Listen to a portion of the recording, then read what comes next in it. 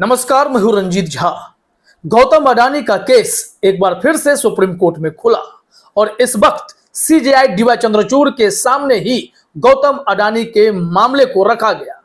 वो हैरान हो गए कि आखिर फाइल दबाकर कौन बैठा है, कोर्ट रूम में क्या कुछ हुआ है वो हम आपको बताते हैं और क्या सीजेआई डीवाई चंद्रचूड़ ने फैसला लिया है, क्या आदेश दिया है वो भी बताएंगे। लेकिन जरा ध्यान दीजिएगा, एक तरफ जहां सत्ता में बैठे पावरफुल नेता के खिलाफ उनके ही जस्टिस आनंद वेंकटेश ने फाइल दोबारा खोलकर सबके सामने सनसनी मचाकर रख दी, तो सीजेआई डीवाई चंद्रचूड़ उनके दीवाने हो गए, उनके फैन हो गए और कहा कि भगवान का शुक्र है कि हमारे पास जस्टिस आनंद वेंकटेश जैसे जज हैं। लेकिन दूसरी तरफ देश की जनता को एक बात काफी खटकती है, काफी चुभती है कि जस्टिस आनंद वेंकटेश ने उस नेता की फाइल खोली जो सत्ता में तो है लेकिन सत्ता गैर भाजपा शासित है, यानी कि वो सरकार बीजेपी की नहीं है। लेकिन सवाल यहां यह उठता है, लोगों के मन में यह खटका है कि आखिर भाजपा शासित सरकारों की मनमानी पर नकेल कसने वाले जज कब सामने आएंगे।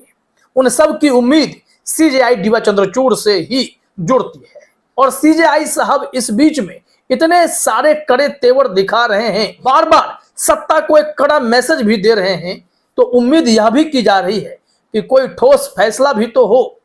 जो मोदी सरकार अपनी जांच एजेंसियों के सहारे मनमानी पर उतर आई है या फिर आचार संहिता का उल्लंघन कर इतने सारे ताबड़तोड़ फैसले ले रही है या फिर सुप्रीम कोर्ट के फैसले के खिलाफ जा रही है, उन सारे मामलों पर भी तो कोई सुओ मोटो ले, कोई फाइल खोलकर बैठ जाए और सरकार की क्लास लगा दे, कोई ठोस फैसला ही ले ले।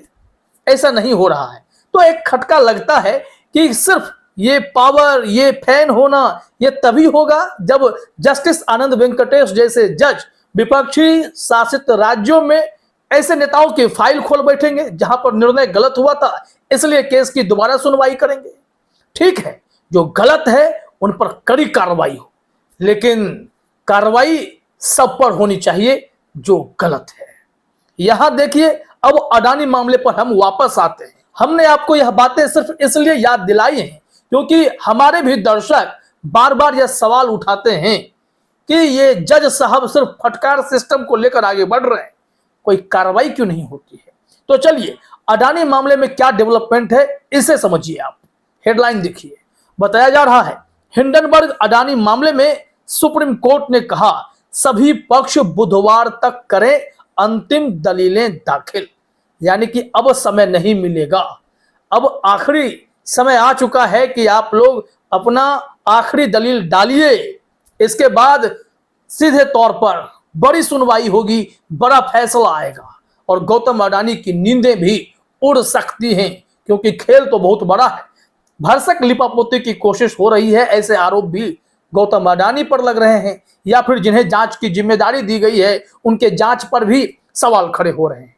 लेकिन विवाद तब यह चौंकाने वाला बन गया क्योंकि 28 अगस्त के बाद से इस मामले में सुनवाई की तारीखें टल रही थी।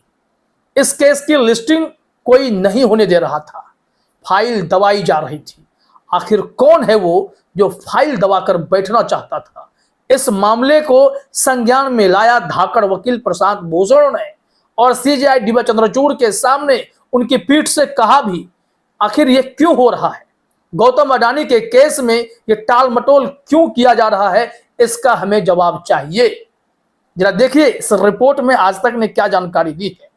लिखा गया है, एक याचिका के जरिए सुप्रीम कोर्ट में अडानी हिंडनबर्ग मामले को उठाया गया। याचिकाकर्ताओं में से एक की ओर से पेश अधिवक्ता प्रशांत भूषण ने अदालत को बताया कि मामला 28 अगस्त को सुनवाई के लिए सूचीबद्ध किया गया था, लेकिन इसे लगातार टाला जा रहा है और सूचीबद्ध नहीं किया जा रहा है। उन्होंने अदालत से इस मामले को जल्द लिस्टिंग और सुनवाई की मांग की है। फिर क्या था, सीजेआई डीवाई चंद्रचूड़ भी हैरान थे कि आखिर इसकी लिस्टिंग हो क्यों नहीं रही है, जबकि अब तो सब कुछ पारदर्शी हो चला है। जब से डिजिटली सारे केस को अपलोड कर दिया गया है वेबसाइट पर और इसकी जानकारी पहले से ही आने लगती है, तब सीजेआई डीवाई चंद्रचूड़ ने मामले की गंभीरता को देखते हुए कहा कि मैं अब रजिस्ट्रार से कहूंगा कि इसकी जांच हो कि यह केस लिस्ट होने कौन नहीं दे रहा है, यह मामला टाल मटोल में कैसे फंस गया है। जरा देखिए अपने स्क्रीन पर बताया जा रहा है कि जिसके बाद भारत के मुख्य न्यायाधीश सीजेआई डीवाई चंद्रचूड़ ने अडानी हिंडनबर्ग मामले में सभी पक्षों को बुधवार तक अंतिम दलीलें दाखिल करने को कहा है। इसके साथ ही मामले को सूचीबद्ध करने में देरी को लेकर मुख्य न्यायाधीश डीवाई चंद्रचूड़ की अध्यक्षता वाली पीठ ने कहा कि वह रजिस्ट्रार से इसकी जांच करने के लिए कहेगी। अब देखिए, इस मामले में सेबी को जांच की जिम्मेदारी दी गई थी और सेबी के ही अंतिम रिपोर्ट का इंतजार अदालत में किया जा रहा है। आपको यहां जानकारी दे दें कि लोग ऐसा आरोप लगाते हैं कि इन सब के पीछे खुद सेबी ही है, क्योंकि सेबी के खिलाफ अंतिम समय में अनामिका जायसवाल की एक एफिडेविट ने हड़कंप मचा दिया था। सेबी पर इतने गंभीर आरोप लगे कि खुद सेबी उसी में उलझ गया है और सेबी दो मुद्दे को लेकर इसमें टाल मटोल करता रहा कि विदेशों से हमें जानकारी नहीं मिल रही है। इन्हें पर्याप्त समय मिला और ये अपनी जिद, अपनी मनमानी करने में सफल रहे। इन्होंने तो कहा था कि हमें 1 साल तक का समय लग सकता है। अब धीरे धीरे ये लोग 1 साल की तरफ बढ़ते जा रहे हैं, क्योंकि सुप्रीम कोर्ट ने जो कमेटी गठित की थी, एक्सपर्ट कमेटी इस मामले में कुछ ढूंढ नहीं पाई। एक्सपर्ट कमेटी का कहना हुआ था कि ये सब कुछ आप जो है सेबी को कहिए कि जांच करे।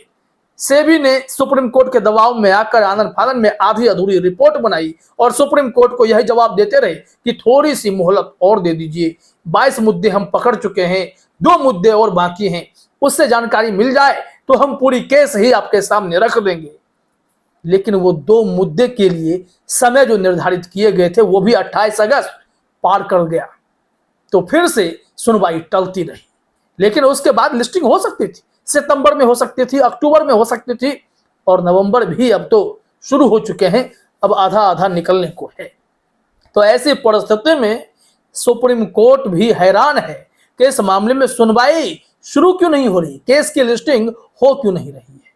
पूरा विवाद क्या है वो तो आप यहां समझ गए कि अब सीजेआई डीवाई चंद्रचूड़ पता लगवाएंगे कि रजिस्ट्री में इसकी लिस्टिंग हो क्यों नहीं रही थी। अब आगे आते हैं, अडानी हिंडनबर्ग मामले में सेबी की कार्रवाई पर सवाल क्यों उठते हैं, इसको लेकर लल्लन टॉप ने भी एक रिपोर्ट 12 सितंबर को प्रकाशित की थी, वो हम आपको यहां बता देते हैं। यह केस जो लटकाए जाने का खेल चल रहा है, सुप्रीम कोर्ट में मामला लिस्ट नहीं करवाने दिया जा रहा है, इसके पीछे की वजह भी तो यही है। सेबी जानबूझकर इसे टालकर बहुत लंबा खींचना चाहता है। इसमें लिखा गया है, अडानी हिंडनबर्ग मामले में सेबी की कार्रवाई पर सवाल क्यों उठ रहे हैं। तो आइए रिपोर्ट में देखते हैं। बताया गया है कि अडानी पर हमने कुछ दिनों पहले के शो में बताया था कि पत्रकारों के एक संगठन ने अडानी समूह पर बहुतेरे आरोप लगाए थे। आरोप थे कि अडानी समूह शेयरों में छेड़छाड़ कर रहा है। लेकिन अब सुप्रीम कोर्ट में मामला पहुंचा है तो मामले में एक रोचक बढ़त हुई है। एक याचिकाकर्ता है अनामिका जायसवाल, उन्होंने अपनी याचिका में एक एफिडेविट दाखिल किया। बार एंड बेंच की खबर के मुताबिक इस एफिडेविट में कुछ बातें प्रमुखता से लिखी गई। एफिडेविट में कहा गया था कि साल 2014 में डिपार्टमेंट ऑफ रेवेन्यू इंटेलिजेंस यानी डीआरआई ने securities and exchange board of India SEBI को लेटर लिखा था। इस लेटर में अडानी पर आरोप लगाए गए थे कि वो शेयर मार्केट को मैनिपुलेट कर रहे हैं। ऐसा करने के लिए अडानी पैसे साइफन कर रहे हैं। इस मामले में जो यूके सिन्हा सेबी के एक्स चेयरमैन, उनको लेकर भी कई गंभीर सवाल खड़े हुए थे।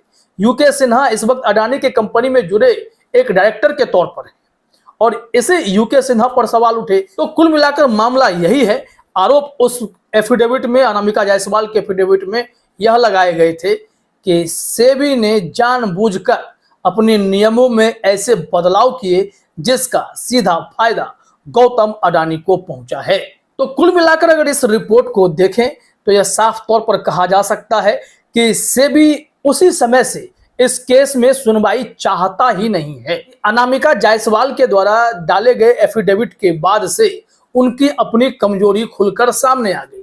अब इसे कैसे मैनेज किया जाए, इसी में शायद इनका वक्त बीत रहा है और सुप्रीम कोर्ट में मामला पहुंच नहीं रहा है।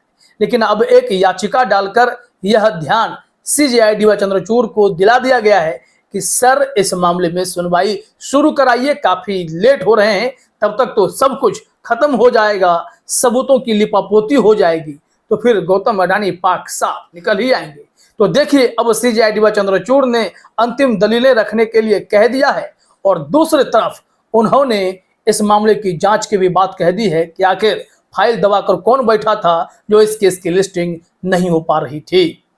फिलहाल इस वीडियो में इतना ही। आप सभी का हमसे जुड़ने के लिए बहुत बहुत धन्यवाद।